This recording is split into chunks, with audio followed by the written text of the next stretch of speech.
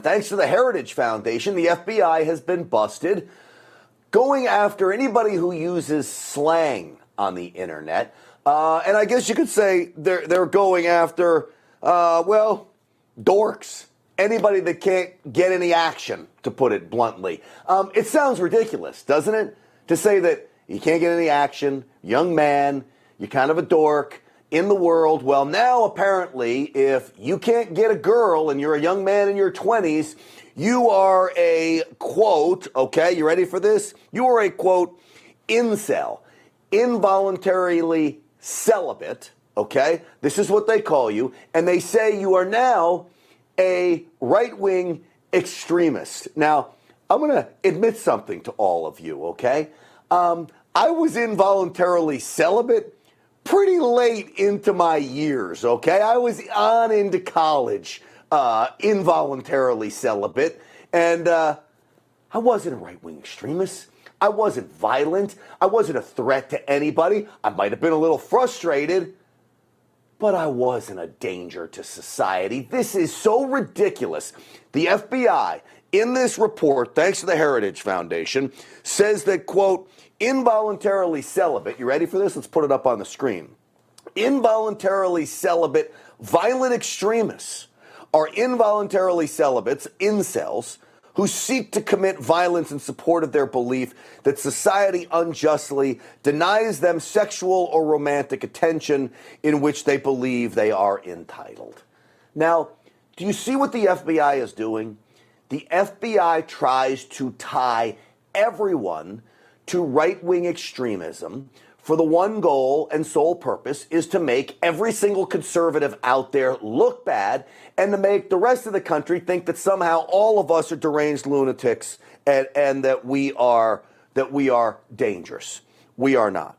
So when you look at this, they point to two cases. Folks, in this write-up that the FBI had handed out, basically a cheat sheet for FBI agents that the Heritage Foundation obtained. We've got it. We can put it on the screen. Inside this, they lay out two cases. They say there were 5 cases where these incels were violent and shot up places. One was in 2018 in a yoga studio. One was in 2014 at a sorority house in Santa Barbara. 2 cases in all of those years. The other 3 cases come from Canada. Now, you go to Chicago, I can tell you I can find a lot more violent people, literally dozens of them in just a few days that are shooting up literally dozens of victims, but the FBI apparently doesn't go after them. They go after these incels, they call them, and they spell it out here. Now, it's not just incels that is in this cheat sheet of the FBI. Apparently, the FBI goes after anyone that uses the term, are you ready for this? Because I know many of you use this term, red-pilled. Yes, red-pilled. In fact, I have friends that were once Democrats, claim to have been red-pilled, meaning they took the pill of conservatism and they found the right way that America should be headed.